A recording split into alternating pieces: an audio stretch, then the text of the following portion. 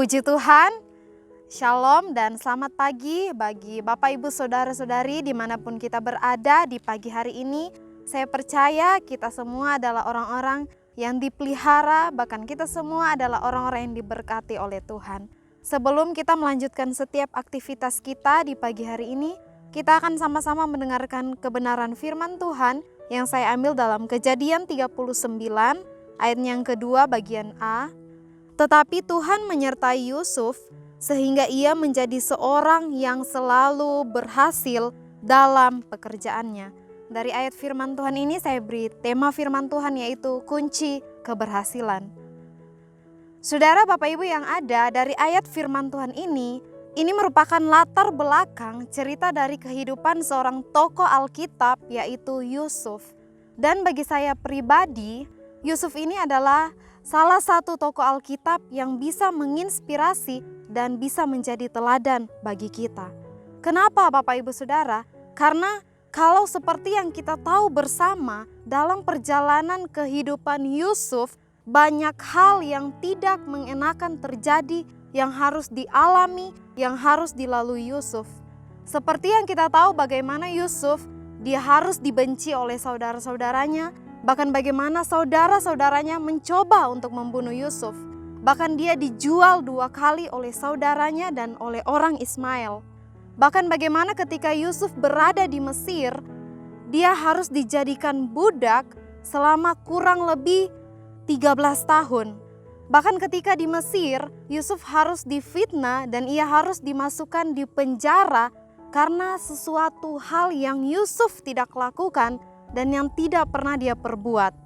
Begitu banyak hal yang dialami Yusuf, begitu banyak hal yang tidak mengenakan yang harus dirasakan Yusuf, mulai dari usianya masih muda sampai ia dewasa.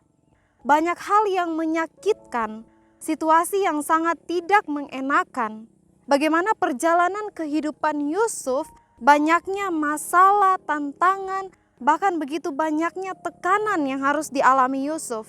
Tetapi kita melihat dari semua yang dilalui Yusuf, pribadi Yusuf, dia tidak pernah menyalahkan Tuhan. Kalau kita melihat justru apa yang dialami Yusuf di tengah-tengah apa yang harus dia lalui, kita melihat bagaimana salah satu respon Yusuf ketika Yusuf berada di Mesir saat itu, ketika istri tuannya mencoba berulang-ulang kali untuk membujuk Yusuf melakukan dosa. Tetapi kita melihat respon Yusuf, Yusuf menolak melakukan hal itu. Kenapa saudara? Karena Yusuf tahu itu adalah salah satu hal yang jahat di hadapan Tuhan. Karena Yusuf tahu itu merupakan kejahatan di hadapan Tuhan. Kehidupan Yusuf yang dipimpin oleh Tuhan, yang dipimpin oleh Roh Tuhan, kehidupan Yusuf yang disertai oleh Tuhan, sehingga hal itu yang membuat Yusuf menolak melakukan hal itu di hadapan Tuhan. Dan kita melihat bagaimana respon Yusuf bahkan saat ketika Yusuf bertemu saudara-saudaranya. Saudara Bapak Ibu yang ada, secara manusia, apa yang dialami Yusuf, apa yang diperbuat oleh saudara-saudaranya, itu hal yang sangat menyakitkan. Banyak hal yang dia alami sejak dia masih muda sampai dia beranjak dewasa. Secara manusia, secara pikiran kita manusia, apa yang dialami Yusuf selama hidupnya saat itu, bisa saja itu membuat jiwanya tergoncang. Bisa saja itu membuat batin Yusuf terluka. Tetapi kita melihat bagaimana respon Yusuf ketika ia bertemu saudara-saudaranya.